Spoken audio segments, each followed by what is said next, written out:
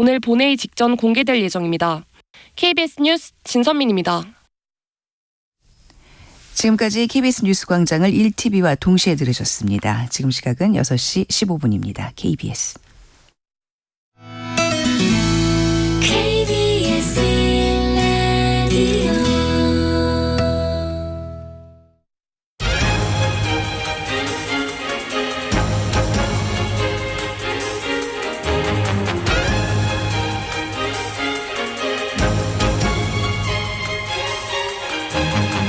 오늘 아침 일라디오. 안녕하십니까. 오늘 아침 일라디오 아나운서 오승원입니다. 가정식 뷔페가 7,000원, 커트 5,000원. 요즘 이런 가격 찾아보기 쉽지 않죠. 그런데 서울시에서 지난 2월 현재 834개였던 착한 가격 업소가 12월 현재 22% 증가한 1,015개로 집계됐다고 합니다. 요즘 같은 고물가에 어떻게 이런 일이 생겼을까요? 이 착한 업소는요, 행정안전부와 지자체가 지정해서 운영하고 있는 제도인데요. 가격이나 위생 청결도, 친절도나 공공성 등을 종합적으로 평가해서 업소를 선정하고요. 지원금과 업종에 맞는 물품 등을 지원해 주는데요. 올해 지원금이 연간 24만 원에서 76만 원으로 3배가량 늘었다고 합니다. 이런 지원을 통해서 더 많은 업주와 소비자들에게 혜택을 돌려주자는 건데요. 결제금의 일부를 환급해주는 페이백 행사라든가 착한 가격업소 정보 제공 등을 통해서 더 많은 동참을 유도하고 있고요. 결국 개인 서비스 요금과 가격 안정을 유도해서 지역 물가를 안정시키기 위한 취지입니다. 주변에 근데 이런 착한 업소가 많이 보이면 좋을 것 같죠. 가정식 뷔페가 가격도 7,000원인데 음식의 질도 서비스도 우수하다면 당연히 소비자가 몰릴 테고요. 착한 경제의 선순환이 될 거란 기대가 생기는데요. 고물가 부담을 좀 제도로서 잘 정착될 수 있기를 바라겠습니다. 12월 21일 목요일 오늘 아침 일라디오 출발합니다.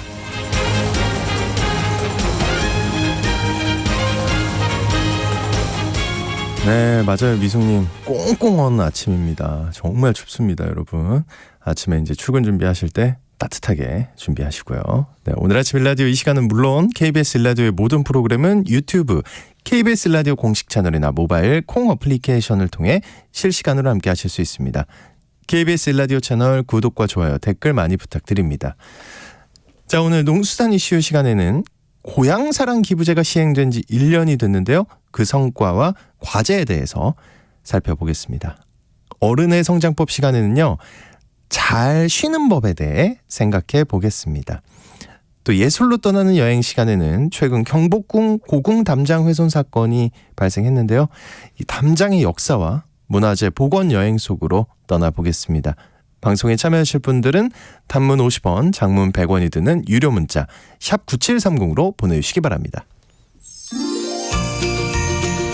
유익한 정보와 살아있는 이야기가 있습니다.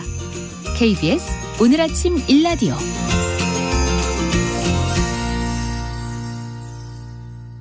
고향에 기부하고 소득공제도 받는 고향사랑 기부제가 어느덧 시행 1년을 맞았습니다. 우리 사회의 기부 문화를 확산시키면서 도시에 비해 재정 여건이 어려운 농어촌 경제를 살리자는 취지로 시작했는데요. 오늘 농수산 이슈에서 이 고향사랑 기부제 시행 1년의 성과와 과제에 대해서 알아보겠습니다.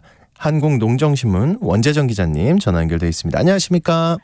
네, 안녕하세요. 한국농정신문 원재정입니다. 네, 고향사랑 기부제 이거 아시는 분들도 있지만 생소한 분들을 위해서 설명 부탁드릴게요.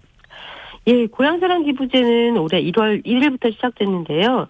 내가 살고 있는 지역, 그러니까 주민등록상 주소지가 아니라면 전국의 어떤 지자체에든 연간 500만 원까지 기부를 할 수 있고요. 지자체는 기부받은 돈을 지역 주민의 삶의 질 개선이라든가 지역 공동체 활성화, 기타 복지 후생에 사용할 수 있습니다. 네. 가령 제가 경기도 양주시에 살고 있다면 경기도와 양주시에는 기부할 수 없습니다. 그 외에 다른 전국 모든 지자체에는 기부가 가능하고요. 네. 고향사랑 기부제는 기부금을 내고 끝나는 것이 아니라 기부액 10만 원까지는 전액 세액공제로 돌려주고요. 그 이상의 금액은 16.5%를 세액공제 받을 수 있습니다. 10만 원을 내면 100% 세액공제가 가능하다니까 이거 직장인들에겐 반가운 혜택이네요. 네. 10만 원 기부하는 경우 이 기부한 액수를 고스란히 세액공제로 돌려받기 때문에 실제 지출은 하나도 없는 네. 셈입니다. 매력적인 게 더 있는데요. 기부금을 받은 지자체는 기부금액의 30% 수준의 답례품을 줍니다. 오. 그러니까 10만 원을 고향사랑 기부금으로 기부를 하면 100% 세액공제에 3만 원 상당의 선물도 받게 되는 거죠. 이득 아닙니까? 완전 완전 이득인데 이거 지자체마다 근데 선물하는 거 그 30% 중에 답례품 주는 거 있잖아요. 이거 네. 경쟁이 있다면서요. 예, 맞습니다. 고향사랑 기부제 시행 초기부터 기부를 하면 어떤 선물을 받을 수 있는지 화제가 되기도 했습니다. 가장 일반적인 게 농축산물인데요. 네. 지역의 특산물을 30% 상당의 금액으로 답례품을 주는 거고요. 생활용품도 있고 관광상품까지 굉장히 다양합니다. 서비스 상품도 눈에 띄는데요. 고향사랑 기부금을 내고 벌초 대행 서비스를 선택할 수 있는 지자체도 있고요. 충남 부여군의 경우는 국내 유일의 답례품인 열기구 자유비행 체험권을 받을 수도 있습니다. 이야, 근데 아직 그 우리 사회가 기부 문화에 익숙하지는 않은데 얼마나 많은 사람들이 지금 참여하고 있을까요? 예, 이 내용은 국회 자료를 통해 좀 설명드리겠는데요. 지난 8일 더불어민주당 황희 의원이 행정안전부에서 제출받은 고향사랑 기부제 모금 실적을 분석해봤습니다. 올해 1월부터 10월까지 고향사랑 기부제에 참여한 인원은 16만 9,310명이고요. 기부금의 총액은 198억 7천만 원입니다. 네. 참여 인원으로 계산해 보니까 1인당 평균 한 11만 7천 원을 고향사랑 기부금으로 낸 셈입니다. 법인이나 단체는 기부할 수 없고요. 오로지 개인 자격으로만 이 고향사랑 기부제에 참여할 수 있는데요. 총 기부 금액의 54% 정도가 10만 원 이하를 기부한 것으로 집계됐습니다. 그런데 이제 황희 의원이 행정안전부에서 받은 자료는 올해 2분기까지만 보여주고 있거든요. 직장인들이 연말정산 앞두고 세액공제에 신경 많이 쓰잖아요. 그렇죠. 네. 예, 그래서 고향사랑 기부금이 연말에 몰릴 가능성도 좀 조심스럽게 기대하는 분위기입니다. 올해 전체 모금의 규모라든가 참여 인원이 다소 늘어날 수 있다는 기대를 하고 있는 거죠. 네. 그리고 궁금한 게 지자체별로 기부금 규모가 차이가 있을 것 같은데 이게 혹시 집계된 게 있겠죠? 네, 있습니다. 네. 전국 지자체 234곳 중에서 이 49곳이 모금액을 공개하지 않았다고 하는데요. 234곳 중에서 이 49곳 빼고 네. 이 모금액을 공개한 지자체만 따져봤더니 이 고향사랑 기부금이 가장 많이 모인 기초지자체는 전북 순창군입니다. 순창. 3억 9,200만 원 모금됐습니다. 네. 그 다음 순위는 경북 의성군이고요. 3억 8,600만 원이 모금이 됐습니다. 그리고 그 다음 순서는 전북 고창군이 3억 6,200만 원, 그리고 경북 안동시가 3억 2,600만 원, 경남 합천군이 3억 2,200만 원 순서로 집계됐습니다.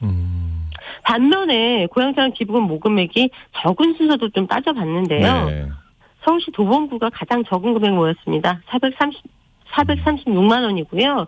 서울시 동작구는 478만 원, 부산시 수영구가 643만 원, 부산시 중구가 697만 원 순서로 적었습니다. 네, 이거 얘기 들어보면 금전적인 혜택도 많고 또 이제 고향을 떠나서 외지에 있는 분들은 내 고향을 좀 아끼는 마음, 그리워하는 마음 이런 게 있을 텐데 더 적극적으로 동참하면 좋겠는데요. 네, 사실 이 제도가 도입된 올해 초만 해도 관심이 꽤 높았는데요. 현재는 관심은 좀 줄어들고 500자 기대 이하다 이런 평가를 좀 얻고 있습니다. 고향사랑 기부제가 좀 더 알려지는 게 필요한 것 같고요. 네. 참여하는 방법 좀 알려드리자면 인터넷에 기부제 전용으로 만들어진 사이트가 있습니다. 고향사랑 이음, 알파벳 이음이라는 사이트인데요. 이 사이트를 이용하시거나 아니면 전국 5,900여 개의 농협 창구를 직접 방문해서 지역을 지정한 뒤에 고향사랑 기부금을 내는 방법도 있습니다. 근데 이게 일본이 먼저 도입한 제도라면서요. 일본은 어떤 성과를 거뒀을까요? 네, 일본은 지난 2008년에 고향 납세제라는 이름으로 제도가 시행됐습니다. 도입 13년 만에 기부액이 82배나 늘어났다고 그래요. 네, 모금액은 이 열악한 지방 지정에 큰 기여를 할 뿐만 아니라 네. 일본이 지진 발생이 많잖아요. 그렇죠. 그러니까 지진과 같은 대규모 재난 발생 시에도 해당 지자체의 출향민뿐 아니라 전국에서 도움을 준 효과도 거두고 있다 평가되고 있습니다. 일본 현재 고향 납세제를 통해서 연간 10조 원대 가까이 10조 원이요? 지역에 필요한 기부금을 마련하고 있다고 합니다. 와, 엄청난 금액인데. 우리도 이런 성과를 거두려면 앞으로 좀 어떤 점을 보완해 나가면 좋을까요? 예, 몇 가지 이제 보완돼야 될 점들이 분명히 있는 것 같습니다. 그러니까 선한 마음으로 기부를 하면서도 내가 낸 돈이 꼭 필요한 곳에 쓰일까 하는 의구심이 생길 수 있거든요. 네. 기부금 사용이 투명하게 확인되는 구조 매우 중요하고요. 지금 정치권에서는 이 침체된 고향사랑 기부제를 활성화하기 위한 이 제도를 몇 가지 개선해야 된다 이런 필요성도 논의하고 있다고 합니다. 예를 들면 기부 상한액을 좀 확대하는 방안이라든가 10만 원이면 10만 원이든 이 기부금 세액 공제 범위를 20만 원까지 확대하는 법안까지 관련법 개정안도 발의돼 있는 상황입니다. 또 하나 이 지정 기부를 하면 좋겠다 이런 얘기도 제가 좀 들었는데요. 네. 현재는 모금액이 다소 두루뭉술하게 사용되는 경향이 있는 지역은 지정하지만 그 금액이 어떻게 사용되는지 네. 두루뭉술한 경향이 있는데 그럴 게 아니라 기부자가 어느 지자체 어느 기관을 지정해서 고향사랑 기부금을 낸다거나 또 용도를 지정하는 방법 등을 보완한다면 참여율이 조금 더 높아질 수 있다 생각합니다. 네, 농수산 이슈 한국농정신문의 원재정 기자가 전해드렸습니다. 오늘 고맙습니다. 네, 고맙습니다.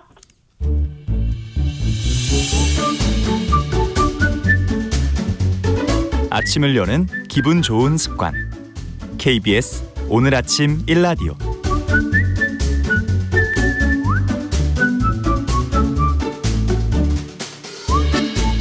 서툰 어른들의 마음이 자라는 어른의 성장법 시간입니다. 올 한 해도 바쁘게 달려오셨을 텐데요. 오늘은 잘 쉬는 법에 대해서 알아보겠습니다. 정신과 전문의 신재현 원장님 나와주셨습니다. 안녕하셨네요. 안녕하세요.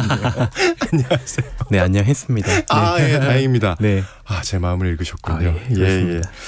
진짜 연말이고 또 잘 쉬고 싶습니다. 원장님 어떠세요? 저도 뭐 잘 쉬고 싶은데 네. 뭐 추워지니까 네. 환자분들이 방문을 많이 안 하시더라고요, 병원에. 그래서 아니에요? 자동으로 편하게 휴식을 취하고 있습니다. 말 끝에 뭔가 네. 촉촉한. 아닙니다. 예. 네, 씁쓸하네요. 네. 근데 이거 관심 있고 물어보는 분들 많은가요? 예, 어떤가요? 너무 많죠. 왜냐하면 너무 많아요. 환자분들이 오시게 되면 이게 직장인분들이 저희 병원 많이 오시다 보니까 아무래도 좀 자기 삶이 일하는데 너무 쏠려 있고 그 때문에 감정적으로 과열돼 있는 분들이 굉장히 많으시거든요. 그래서 제가 주말엔 좀 쉬세요. 자기의 시간을 갖고 좀 쉬세요라고 이제 말씀드리면은 네. 이어서 이렇게 질문하시죠. 선생님 그럼 어떻게 쉬어야 되나요? 저한테 질문하시거든요. 저는 근데 이 질문 받으면 좀 마음이 좀 많이 복잡해지더라고요. 왜냐하면 저도 좀 이런 기준이 명확하지가 않기도 하고 잘 쉬는 거. 예, 잘 쉬는 방법에 대해서. 그리고 이렇게 많은 분들이 일할 땐 참 소처럼 일을 열심히 하시면서 정작 휴식을 제대로 취하지 못하고 있구나라는 생각 때문에 좀 씁쓸하고 이런 복잡한 마음이 듭니다. 우리가 소로 길러줘서 그래요. 맞네요. 네, 사회에서 우리를 문제군요. 소로 키웠어요. 네, 인간으로 키워주지. 그런 것 같습니다. 예. 네, 열심히 살아야 된다고. 그 얘기밖에 안 들었던 것 같아요. 맞아요. 어렸을 때. 네. 주변에 보면은 진짜로 시간이 생겨도 뭘 해야 할지 모르겠다는 분들 꽤 많거든요. 예. 예. 그래서 그냥 이렇게 시간을 흘려보내는 경우 굉장히 많이 보고. 예, 맞습니다. 뭐 다들 비슷한 경험을 하실 것 같고요. 저도 마찬가지고요. 쉬기는 쉬어야 되는데 어영부영 시간 보내고 나면 벌써 일요일 밤이고 주말 지나고 나면 또 일요일 밤에도 마음이 좀 두근두근하면서 내일 어떻게 하지 이런 생각이 또 들기도 하고 또 그렇게 보내고 나서 좀 피로가 풀리면 모르겠는데 쉬어도 피곤한 경우가 참 많고요. 다들 또 일과 휴식의 경계를 잘 나누기 못하기 때문에 그렇죠. 그런 것 같습니다. 저는 근데 이제 개인적으로 일요일 밤이 예전에 항상 두근두근댔거든요. 어떡하지? 내일 일하기 너무 싫은데. 네, 요즘 안 월요병이죠. 그래요. 네, 요즘 어떤가요? 요즘은요? 딱 하나의 생각밖에 없습니다. 일어나야 돼. 네, 스스로 좋은 이제- 방법인 것 같은데 네, 아주 단순하게 한 가지만 심플해졌습니다. 집중하는 게 일어나야 중요한 돼. 것 같습니다. 예. 네. 근데 정말 진짜 생각하는 게 제 마음대로 안 되는 것 같아요. 이게 예, 맞습니다. 쉬면서 회사 생각하기 싫어도 자꾸 떠오르잖아요. 맞아요. 예. 주말에 좀 이게 쉬면서 생각 많이 하시잖아요. 네. 회사 일에 대해서 생각하고 내일 일어날 일에 대해서 생각을 많이 하는데 그러다 보면 굉장히 좀 많이 불쾌해지거든요. 사실 근데 이런 것들은 내 맘대로 되는 게 아니고 통제의 대상이 아니죠. 이를테면 제가 아나운서님 머리에다가 총을 갖다 대고 예. 불안해하면 쏠 거다라고 하면 네. 불안이 가라앉지 않잖아요. 어떻게 될 것 같나요? 여러 가지가 너무 웃겨요. 예. 일단 원장님이 총을 드는 것도 웃기고 네. 머리에 갑자기 저한테 대고 불안해하지 마. 네, 그렇죠. 너무 말이 안 되죠. 네, 네. 그러니까 이제 불안해하지 말라고 제가 아무리 협박을 한다고 해도 네. 더 불안해질 수밖에 없잖아요. 네, 억누르려고 그렇죠. 하면 더 불안해지고 마찬가지로 원치 않는 생각을 하려고 한다고 해서 이게 더 안 떠오르는 것이 아니고 더 많이 떠오르기 마련이거든요. 그 집에서 가만히 휴식을 취하는 경우에도 이런 마음의 콘텐츠들이 막 떠돌아다니면서 계속 휘둘리기가 쉽고요. 또 집이라는 공간이 또 어떻게 보면 익숙한 공간이고 네. 근데 주의를 돌리게 되는 다른 자극들이 없거든요. 워낙 조용하니까. 그쵸. 그래서 한번 생각 떠오르면 계속 쭉 꼬리에 꼬리 물고 생각을 맞습니다. 하게 되는 공간일 수밖에 없는 거죠. 그러면은 머릿속에 생각이 복잡한 날은 외려 집에 있는 게 안 좋네요. 더 피곤하게 만드는 거네요. 그렇죠. 이제 네. 머릿속에 뭐 온갖 회사 일이나 뭐 지난주 있었던 일이나 다음 주 해야 될 일 같은 게 막 떠돌아다닐 때는 집에서 쉬려고 하는 게 더 불편할 수가 있습니다. 이게 생각하기 시작하면은 계속 불쾌해지고 또 이제 몸에서는 자율신경계라는 이제 신경계가 자극이 되거든요. 그럼 몸과 마음이 각성되기 시작하는데 이때는 잠을 자려고 해도 자주 깨고 또 과의에 눌리거나 꿈을 꾸기도 합니다. 편한 상태가 아니게 되는 거죠. 네. 그래서 생각이 많으면 무언가 단순하게 몰두할 거리가 필요합니다. 우리 뇌가 생각이 아닌 다른 것에 초점을 맞출 수 있으면 좀 좋을 것 같고요. 네. 뭐 예전에 했었던 게임을 좀 하거나 아니면 머리를 쓰면서 읽지 않아도 되는 흥미거리가 담긴 뭐 잡지를 보거나 하는 식으로 온갖 잡념들을 뭔가 다른 생각으로 덮는 것보다는 행동이나 활동으로 전환하는 게 좀 더 도움이 되고요. 집에서 벗어나서 뭐 조용한 카페에서 앉아 있으면은 모르는 음악이 들리고 낯선 사람들이 왔다 갔다 그쵸, 하고 그쵸. 뭐 커피 맛도 볼 수가 있고 네. 이렇게 좀 주의를 돌릴 수 있는 방법을 쓰거나 아니면 사람들이 한적하게 다니는 공원에서 사람 구경하는 것도 좋고요. 아니면 운동 자체가 러닝이라든지 뭐 자전거 타기 같은 운동 자체가 그 순간에 머물게 하는 효과가 있기 때문에 그 자체로 충분히 그 생각과 감정에서 빠져나오는데 도움이 될 수가 있습니다. 그렇군요. 그 좀 그런 활동을 하면서 잘 쉬는 분들도 많이 있긴 한데 이 각자 맞는 방법들이 있을 거잖아요. 그렇죠? 그렇죠. 이 어떤 활동이 좀 도움이 되냐에 대해서 이제 책도 나와 있는데요. 잘 쉬는 기술이라는 책이 있는데 그 저자 클라우디아 해먼드라는 사람이 휴식 테스트라는 연구를 2년 동안 진행을 했습니다. 휴식 테스트. 네, 예. 2년 정도 동안에 한 18,000명을 대상으로 가장 도움이 됐던 휴식이 어떤 것이냐, 어떤 방법이 가장 도움이 되었냐 하는 것을 이제 상위 10가지 정도를 추려가지고 책에 담았는데요. 네. 그중에 상위 3가지를 소개하자면 3위가 혼자 있는 시간을 잘 보내는 것, 2위가 자연과 함께하는 것, 1위가 독서입니다. 독서. 그리고 그 외에 목욕이나 뭐 음악 듣기, 산책 같은 활동들이 있는데 네. 가만히 들여다보면 뭐 그렇게 대단하고 거창한 건 아니에요. 그러네요. 일상에서 다 네. 할 수 있는 활동들이고요. 그러니까 이제 큰 에너지가 들어가지 않고 쉽게 접할 수 있고 적당히 쉼과 함께 할 수 있는 여백이 있는 활동들이라고 볼 수가 있고요. 네. 그래서 이제 활동이라는 게 뭐 대단한 것들이 있는 것이 아니고 나한테 잘 맞고 의미를 둘 수 있는 활동을 선택하는 게 중요한 것 같습니다. 다시 3위가 혼자 시간을 잘 보내는 네, 거. 혼자서 잘 시간 보내는 거. 2위가 자연과 함께하는 거. 1위는 독서. 네. 뭐 1위가 중요한 게 아니고 예. 뭔가 좀 나한테 의미가 있는 활동들 잘 선택하는 게 중요하다. 이렇게 받아들이시는 게 좋을 것 같습니다. 그 요즘 또 이렇게 느끼는 분들 많을 것 같아요. 다들 비슷하실 것 같은데 연말 되니까 올 한 해가 한 것도 없이 너무 빠르게 지나간다. 또 1년 네. 지나갔구나. 네. 그 사람들이 시간을 빨리 간다, 느리게 간다 이렇게 생각하는 거는 네. 이유가 있나요? 그 휴식 때 뭐 정말 하루가 정말 빨리 간다. 그쵸. 왜 이렇게 빨간 날인데 왜 이렇게 삭제되는 것 같은 느낌이 들지? 맞아요. 이런 말씀 많이 하시는데 네. 그 미국 듀크대에서 에드리안 배양 교수라는 분이 계시는데 이제 이분이 이런 얘기를 했습니다. 우리에겐 2개의 시간이 있는데 하나는 물리적 시간이고 하나는 심리적 시간이다. 심리적 시간. 물리적 시간은 누구한테 동일하게 적용되는 네. 시간이고 심리적 시간 내가 느끼는 시간인 거죠. 그러니까 주말에 시간이 너무 빨리 흘러간다고 느끼면은 그건 사실 하루의 활동에 부여하는 의미가 적었다라고 볼 수가 있습니다.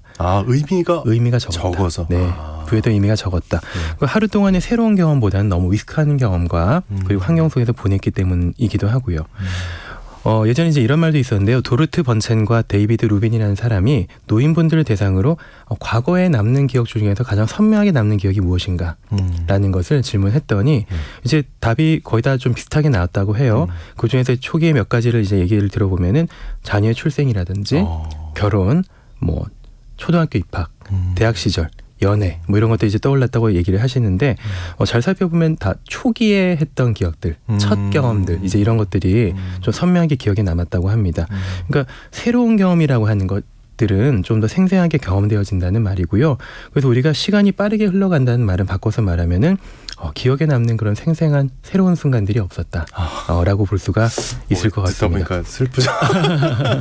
그래서 우리가 너무 잘 네. 쉬어야지, 푹 쉬어야지라는 생각으로 그런 목적에만 너무 의미를 두다 보면은 약속도 잘 안 잡게 되고 사람 잘 안 만나게 되고 안 나가게 되지 않습니까? 네. 근데 그 바꿔서 말하면 그 시간들이 좀 하루를 온전히 경험할 만한 그런 새로운 경험을 할 만한 기회가 좀 없었다라고도 좀 볼 수가 있겠죠. 그렇구나. 그 새롭지 않은 일생일수록 시간이 더 빨리 지나가 버린다 이렇게 느낀다. 반대로 새로운 경험은 의미가 많이 깃들게 되는 것 같고요. 예, 맞습니다. 우리는 뭐 항상 본능적으로 좀 익숙한 일상을 추구하는 경향이 있죠. 익숙한 경험이라는 것은 결국 익숙한 길을 가는 거랑 똑같거든요. 맨날 가던 길이니까 좀 지루하기는 하지만 그래도 안전하니까 계속 그 길을 가려고 하는데 네. 반면 이제 계속 그런 길을 가는 것은 좀 의미가 퇴색되기 마련이고 좀 의미가 좀 바라지는 그런 경우가 생기는 거죠. 그래서 일상에서 해왔던 루틴을 좀 벗어난 결심을 하는 것이 중요한 것 같고요. 그래요. 예, 왜냐하면 새로운 자극은 좀 짧게는 불안을 유발하긴 하지만 그 불안을 지나고 났을 때 새로운 목표가 생기고 아까 말씀드렸듯이 좀 더 생생한 경험이 되는 것이고 또 거기다 또 새로운 의미를 둘 수가 있기 때문입니다. 근데 뭐 대단한 걸 하는 것보다는 이런 거죠. 이제 주말에 뭐 교회나 성당을 다니면 네. 절로 가요? 예. 그런 것도 좋고요. 네. 네, 항상 가던 길을 네. 갔다가 집에 가지 않습니까? 그게 아니고 근처에 가보지 않았던 식당이나 카페에 들러서 시간을 보내거나 아니면 늘 지나쳐만 오던 뭐 서점이나 뭐 빵집 같은 곳 들러가지고 뭐 빵 맛도 좀 보고 서점의 어떤 분위기도 한번 느껴보고 하는 것처럼 늘 지나치면서 배경처럼 있던 곳에 가보고 생각만 하던 것을 그냥 실제 경험하는 것을 해보면서 좀 더 개인적인 시간들이 풍성해지게 되는 것 같습니다. 좋네요. 조금 다른 얘기인데요. 전 나이가 들면서 주말이 빠르게 흘러가는 경험이 더 많아지는 것 같아요. 네.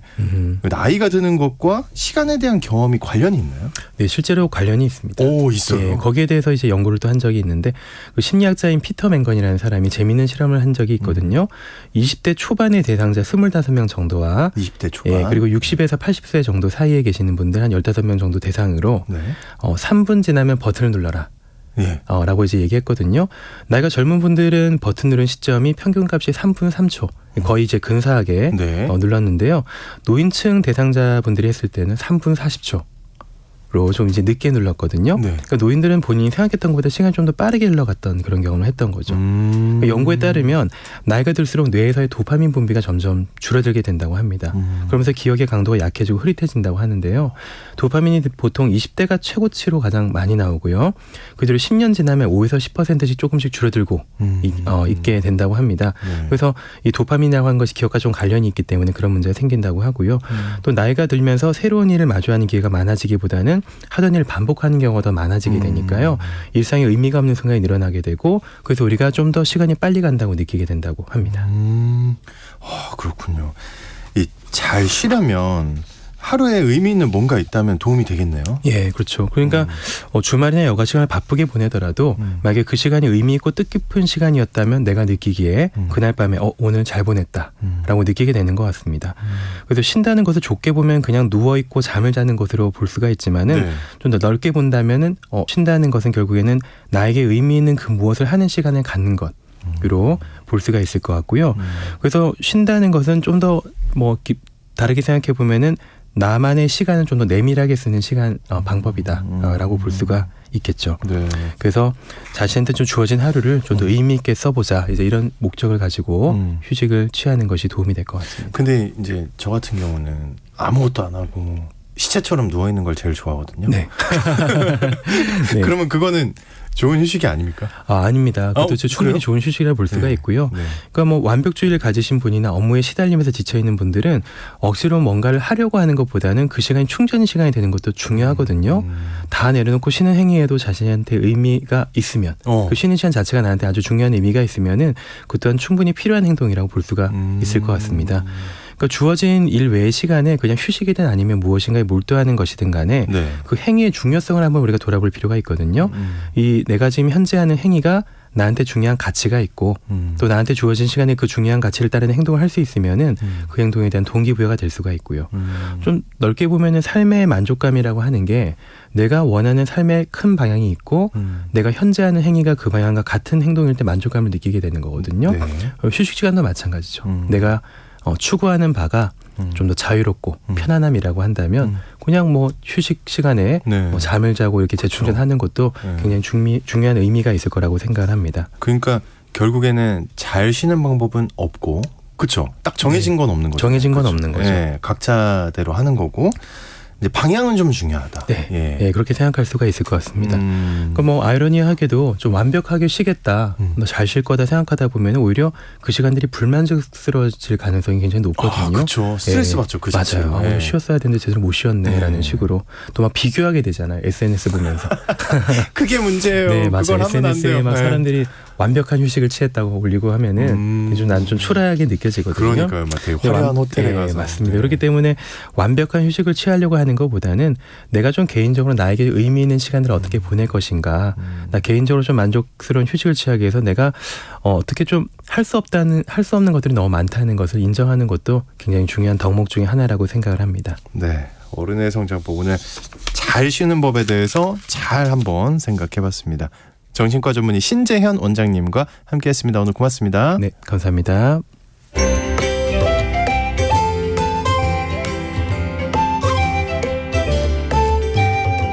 상쾌한 하루의 시작. KBS 오늘 아침 일라디오.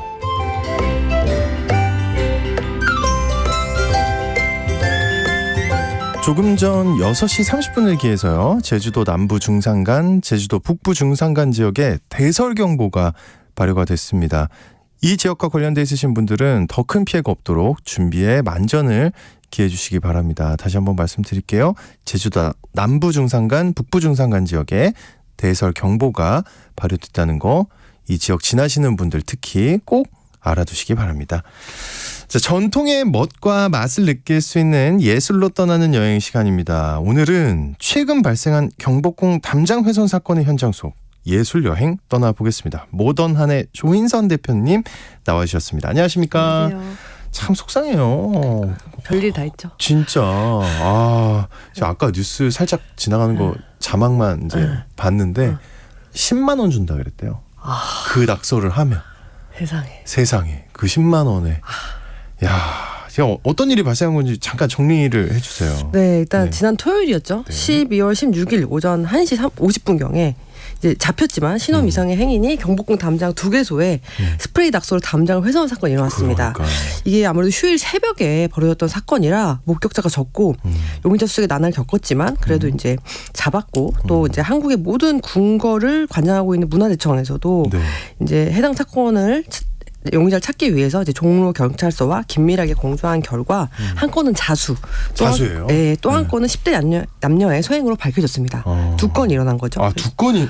네, 제가 자세하게 말씀드릴 거예요. 예. 그래서 전통 문화를 지키는 한 사람으로서 이제 너무 가슴 아픈 사건이라고 생각합니다. 그래서 오늘은 그 훼손된 담장이 어떤 곳인지 또 어떤 역사를 가졌는지 좀 전해드리도록 하겠습니다. 그 경복궁 담장이 얼마나 훼손된 거예요?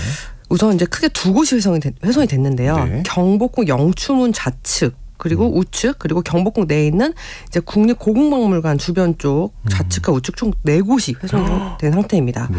이제 거기에 또 새로운 낙서가 발견됐는데요. 또요? 네. 이제 16일에 이어 17일 밤 10시에 네. 누군가 경복궁 담벼락에 또 낙서를 한 거예요. 낙서 한 대 밑에다가 또. 그래서 이제 신고가 들어와서 확인해 보니 이제 복구 작업 중인 영추문 좌측 담벼락에 이제 훼손된 지 하루 만에 가로 3m, 세로 1.8m의 크기로 이제 가수 이름과 노래 제목이 낙서가 발견되면서 이제 네. 또 다른 2건의 낙서가 총 발견이 된 거고 그래서 네. 이제 결론적으로는 영추문에 경복궁 영추문에만 하루 사이에 3명의 용의자가 낙서를 하고 단안한 것입니다. 영춤은 참 네. 답답합니다. 근데 이게 이제 제일 걱정되는 건 이겁니다. 복원이 가능한가요?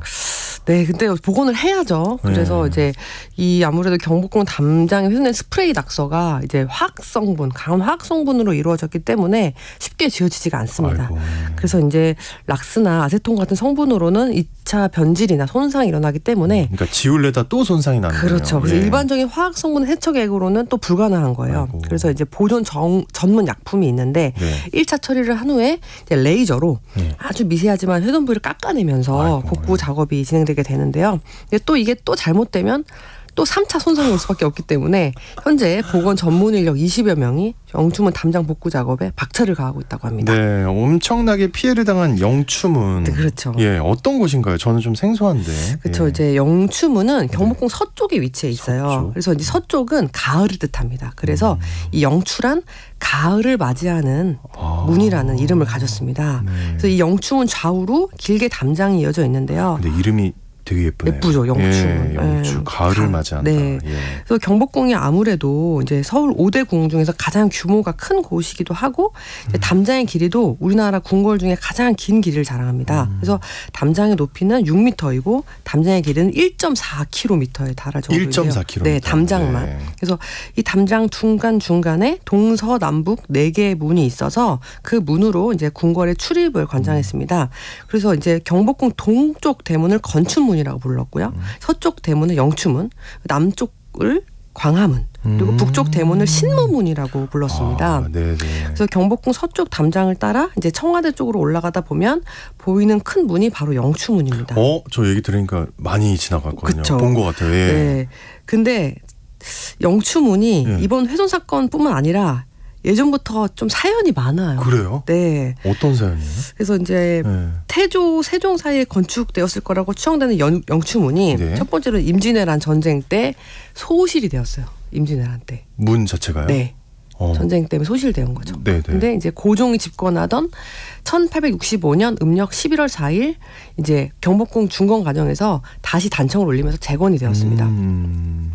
그래서 청일전쟁 직전인 1894년 네. 음력 6월 21일 일본군이 영추문을 부수고 이제 경복궁에 난입해서 왕실 수비대의 시위대와 전투를 벌였던 사연이 또 전해지기도 하고 또 1896년 2월에 고종이 러시아 공사관으로 달아난 아간파처 아시죠? 예. 그 아간파처 때도 이 영추문을 통해서 공사관으로 피신을 했던 사연이 네.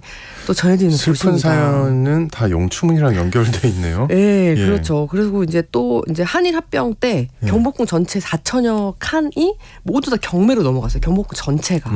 그래서 이 영추문 역시도 조선 총독부에 넘어가게 된 거죠.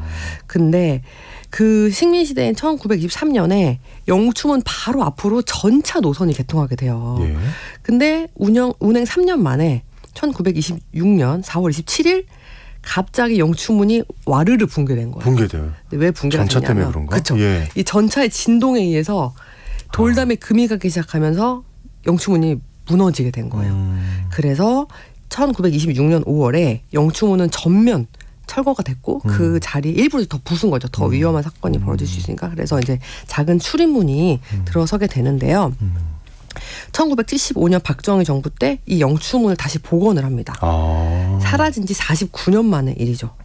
그런데 이제 화려한 준공식을 가졌지만 그 당시에는 이제 복원 기술이 예전 지금처럼 좋지 않아가지고 그냥 시멘트랑 콘크리트로 좀 복원을 한 거예요. 아, 그래요? 네, 그래서 예전의 모습을 다시 찾을 수가 없었는데 그러니까 주먹구구식으로 복원이 된 거죠. 네네. 그래서 그리고 또 그 이후에도 원래 영추문 자리 안쪽에 이제 군부대가 주둔하게 되면서 이제 경복궁의 출입을 금했고 이제 그 이후로는 이제 또 몇십 년간 영추문에는 이제 일반 사람들은 드나들 수가 없었던 이제 그런 문입니다. 아, 그렇군요. 네. 굉장히 좀 어떻게 보면 상처가 많네요. 영추문. 사연이 맞습니다. 그러네요. 네. 그러면 지금도 영추문을 가볼 수는 없는 건가요? 그래서 이제 제가 박정희 정권 때 그 복원이 됐다고 했었잖아요. 네네. 근데 그 이후로 이제 군부대가 되면서 43년 동안 출입을 할 수가 없었어요. 근데 이제 세종대왕 즉위 600주년을 기념해서 이제 콘크리트와 시멘트로 잘못 복원되었던 영추문을 재정비해가지고 2018년에 이제 시민들을 위해서 다시 개방이 됐어요. 2018년에. 네, 그 2018년부터는 이제 별 탈 없이 매주 화요일 휴무일, 휴공일을 빼놓고는 이제 시민들을 위한 공간으로 개방이 되었습니다. 근데 사실 영추문은 조선시대의 문무백관들이 주로 출입했던 문이에요. 그래서 남문인 광화문은 이제 경복궁의 상징적인 존재였기 때문에 네. 이제 출입 허가가 아주 엄격했고 이제 북문인 신무문은 북악산의 노기를 막기 위해서 평소엔 닫아두었다가 네. 임금 출입 때만 열어두었다가 합니다. 그리고 이제 동쪽의 건춘문은 이제 종실 외척들만 주로 드나드는 문이었기 때문에 이제 신분에 따라서 사실 드나들 수 있는 문이 모두 달랐던 거예요. 그러면 지금 잠깐 말씀하신 건춘문 동쪽에 있는 거는 네. 그 한마디로 왕가의 가족들만. 그렇죠. 그래서 즉 영추문만이 네. 일반인들이 이제 허가를 받고 계속 많이 사용을 했던 문이기 때문에 이제 이번 2018년에 영추문 네. 개방이 또 시민들에게도 굉장히 또 의미가 컸다라고 전해지고 있습니다. 아이고. 그러니까 옛날에는 시민들이 드나들 수 있는 유일한 문이 그렇죠. 영추문이었다. 네. 근데 훼손이 됐네요. 또 시민에 의해서 그렇죠. 그렇죠. 아이고, 세상에 진짜. 그 광화문 진짜 많이 지나다녔거든요. 그렇죠. 저는 왜냐면 이제 북악 스카이웨이 가는 걸 좋아해서 자전거 타고 가는 걸 좋아해서 정말 많이 봤는데 네. 이게 담장 보고 있으면 되게 기분 좋거든요. 그렇죠. 힐링되죠. 되게 예뻐요, 네. 진짜. 네. 그리고 자랑스럽고 이런 게 있다. 그렇죠. 예, 뭐 외국에 성이 있다면 우리에게는 그렇죠. 예, 또 외국인들도 뭐 훨씬 무조건 방문을 하는 곳이 아유, 경복궁이에요. 얼마나 신기하겠습니까? 그렇죠. 우리가 성 보듯이 그런 걸 거 그렇죠. 아니에요. 네. 근데 혹시 이제 그 다른 궁궐의 담장과 네. 좀 다른 특색 있는 점이 있을까요? 네, 사실 이제 궁궐 담장에서 볼 수 있는 굉장히 특징적인 부분이 있는데 네. 여기는 수학적인 비밀이 수학이요? 숨어 있습니다. 아, 갑자기 네. 자신감이 확 떨어지는데. 바로 테셀레이션이라고 하는데 혹시 테셀레이션이란 말 들어보셨을까요? 들어봤을까요, 제가? 과연? 네, 그래서 또 이렇게 하나 배워 가시는 거죠. 예, 그렇습니다. 그래서 이제 예. 이게 다른 궁궐 담장과의 차이라기보다는 네. 담장을 보면은 아름다워 보이고 이제 편안함을 주는 것에 수학적인 비밀이 있는 건데, 수학적인. 예, 이 테셀레이션이라는 게 기법이에요. 기법. 근데 한국말로는 쪽매 맞춤이라고도 부르는데 이 절이나 궁궐의 단청이나 또 한옥의 문양 등에서도 쉽게 찾아볼 수가 있어요. 그래서 이 테셀레이션이 뭐냐면 네. 이 틈이나 겹침 없이 평면을 채우는 기하학적 패턴과 형태의 배열입니다. 그러니까 패턴이나 형태를 배열해가지고 문양을 만들어내는 게 바로 테셀레이션이에요. 그래서 이 매혹적인 디자인이 아주 오랫동안 예술가, 수학자, 건축가를 매료시켰는데요. 이 테셀레이션은 동양뿐만 아니라 네. 서양 고대 문명에서도 현대 예술이나 건축에 이르기까지 이제 동서양을 막론하고 다양한 건축이나 미술 기법에 사용이 되는 이제 그런 수학적인 기법이라고 보시면 되겠습니다. 네. 아유, 하여튼 뭔가 독특한 반복되는 네, 형태를 통해서 패턴인데 기하학적 문양을 만드는 게 테셀레이션이고 그 테셀레이션이 담장의 문양에도 있다. 그래서 아름다워 보인다. 아, 네, 그런 것이죠. 네, 네. 비밀이 그거였군요. 네. 어쨌든 이게 굉장한 정성이 들어간 그렇죠. 아름다운 궁궐의 담장이란 말씀이잖아요. 네, 그죠? 맞습니다. 근데 이게 이렇게 훼손이 됐습니다. 네. 정말 속상한데 네, 뭐 어떤 처벌을 받게 될까요? 혼나야죠. 진짜 네. 많이 혼나야 되는데 네. 그래서 일단 진짜 막 법적으로는 벌금 뭐 한 50만 원 이러면 진짜 속상할 거예요. 진짜. 그 정도는 그렇죠. 네. 절대 안 되죠. 안 돼요. 재발을 하기 때문에. 네. 그래서 일단 문화재를 훼손을 하거나 은닉할 경우에는 3년 이상의 유기징역에 처하게 됩니다. 그래서 일반적인 재물 손괴죄와는 달리 벌금형에서 끝나는 게 아니라 무조건 3년 이상의 징역에 네. 처해지기 때문에 네, 네. 처벌이 절대로 가벼운 게 아니죠. 그렇죠. 네, 그래서 물론 이제 재질이 가볍다 판단이 된다면은 집행유예 등의 판결을 받을 수 있지만 이제 집행유예부는 벌금보다도 무거운 전과라는 것을 이제 간과하셔는 안 되기 때문에 네. 다시는 또 이런 일이 그럼요. 일어나면 안 되겠죠. 네. 그 시킨 사람도 꼭 크게 처벌받아야 됩니다. 네. 진짜. 예. 그리고 이제 이전에 이미 2008년에 우리나라 국보 1호 숭례문 소시 사건 예, 기억하시죠? 기억해요. 네, 그래서 이제 숭례문에 불을 질렀던 최종기 씨라는 분이 이제 택지 개발에 따라서 자기의 토지에 대한 보상액에 불만을 가져서 방을 했다고 진술을 했는데요. 이분은 이미 2006년 4월 26일에 같은 이유로 창경궁에 또 불을 한번 질렀었대요. 잠깐만요. 숭례문에 불 지른 사람이 그 전에 창경궁 전에도 불을 질렀어요? 그래서 세상에. 이미 징역 네. 1년 6개월, 집행유예 2년, 추징금 1,300만 원을 선고받은 적이 있고 이미 2번이나 이제 문화재에 세상에. 불을 지를 네. 전과가 있는 거죠. 네네네. 그래서 이제 2008년에 재판을 받은 최종기는 문화재 보호법 위반으로 이제 징역 10년을 선고받고 형의 과중함이 있다. 그래서 항소했지만 2009년 8월 31일 서울고등법원은 항소를 기각해서 징역 10년을 선고하고 확정을 해서 네. 이제 2018년까지 복역을 하게 되었습니다. 네네. 그래서 이제 숭례문화재로 전 국민이 충격에 휩싸였고 맞아요. 그동안 이제 문화재 관리 체계 허점을 지적해 주었는데요. 또다시 일어난 경복궁 문화재 훼손 사건에 대해서 이제 더 이상 미뤄선 안 될 전담 문화재 보존 인력 배치, 예, 그리고 이제 보건 인력 양성 등 정부 차원에서도 많은 고민을 해주셔야 될 것 같습니다.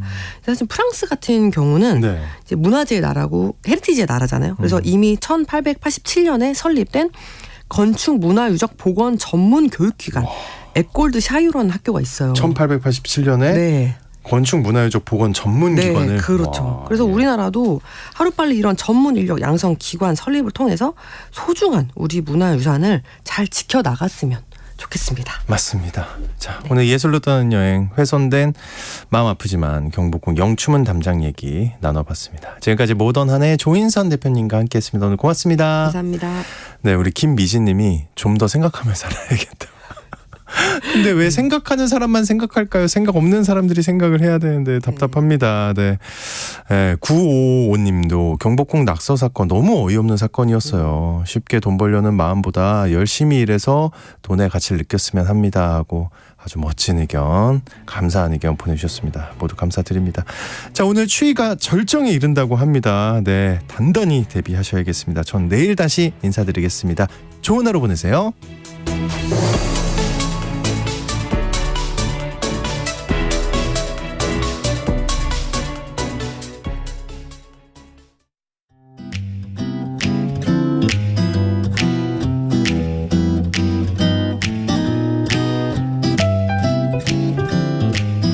안녕하세요. 바른말 고운말입니다. 우리말 관용구에 척하면 삼천리라는 게 있죠. 이것은 상대편의 의도나 돌아가는 상황을 재빠르게 알아차림을 비유적으로 이루는 말인데요. 서로 말은 안 했지만 눈치가 척하면 삼천리다 같이 씁니다. 또 척하면 착이다 이런 표현도 있는데요. 약간의 암시